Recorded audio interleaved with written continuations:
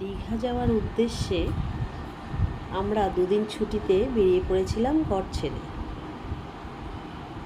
খুব খুশি লাগছিল মনে, কিন্তু হাওড়া স্টেশনে গিয়ে মনটা একদম খারাপ হয়ে গেল। একেতেই তো আমাদের ট্রেন লেট ছিল। ট্রেন ছিল 3:30-র সময়, কান্ডারি এক্সপ্রেস, কিন্তু সেটা লেট আগেই জেনে গিয়েছিলাম। সেটা লেট 4 ঘন্টার ছিল। আমাদের 7:30টায় ট্রেন ছিল, বাট ওখানে গিয়ে দেখছি ট্রেনের টাইমিং কিচ্ছু দিচ্ছে না বোর্ডে। অবাকভাবে তাকিয়েছিলাম, কখন দেবে, কোন প্ল্যাটফর্মে দেবে, ট্রেনটা আসবে কখন।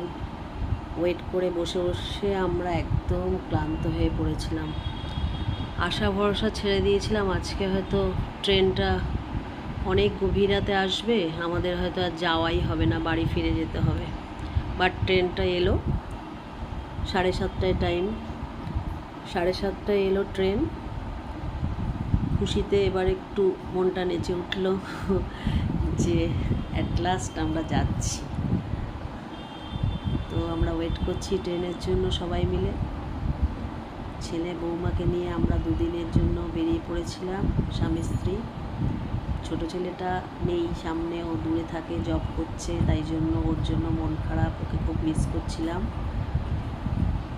অ্যাট লাস্ট ট্রেনে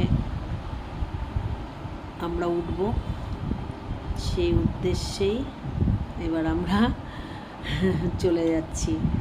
ছেলেটা আমার সাথে খুব বদমাশি করছিল, বলছিল মা হয়তো আমাদের বাড়ি ফিরে যেতে হবে, ট্রেনটা পাবো না, আজকে লেট করতে করতে হয়তো মিডল নাইটে আসবে, আমাদের হয়তো বাড়ি ফিরে যেতে হবে, আমাদের আর যাওয়া হবে না।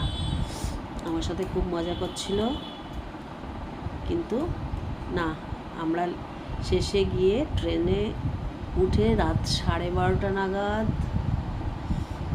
পৌঁছালাম। ট্রেনটা খুব লেট ছিল, 12:30 নাগাদ পৌঁছালাম দীঘা স্টেশনে।